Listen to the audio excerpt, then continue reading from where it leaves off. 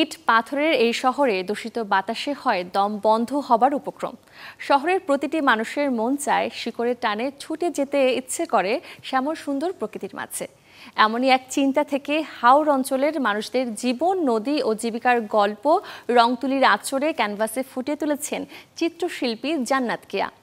ধানমন্ডির শফিউদ্দিন শিল্পালয়ে ছুটির দিন শুক্রবার ঢেউ ২ শিরোনামে শিল্পী জান্নাত কেয়ার দ্বিতীয় একক এই চিত্র প্রদর্শনীর উদ্বোধন করেন আর্ট বাংলা ফাউন্ডেশনের চেয়ারম্যান চিত্রশিল্পী অধ্যাপক মোহাম্মদ ইউনুস। আয়োজনে বিশেষ অতিথি হিসেবে উপস্থিত ছিলেন ঢাকা বিশ্ববিদ্যালয়ের চারুকলা অনুষদের ডিন অধ্যাপক ডক্টর মোহাম্মদ আজহারুল ইসলাম শেখ।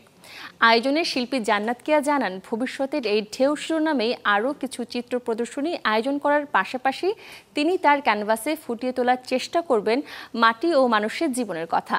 এবারের প্রদর্শনীতে স্থান পেয়েছে শিল্পীর আঁকা ৩৬টি চিত্রকর্ম। আগামী ৩০ জানুয়ারি পর্যন্ত প্রতিদিন সকাল ১১টা থেকে রাত ৮টা পর্যন্ত চলা এই প্রদর্শনীটি সকলের জন্য থাকবে উন্মুক্ত।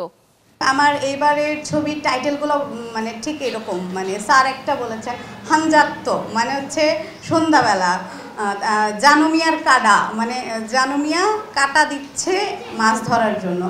আসলে জয়নুল আবেদিনের একটা বিষয় আমাকে খুব টাচ করে, সেটা হচ্ছে উনি আঞ্চলিকতায় কথা বলতেন। আমি যতটুকু শুনেছি, আমাকেও আঞ্চলিকতা অসম্ভব টানে।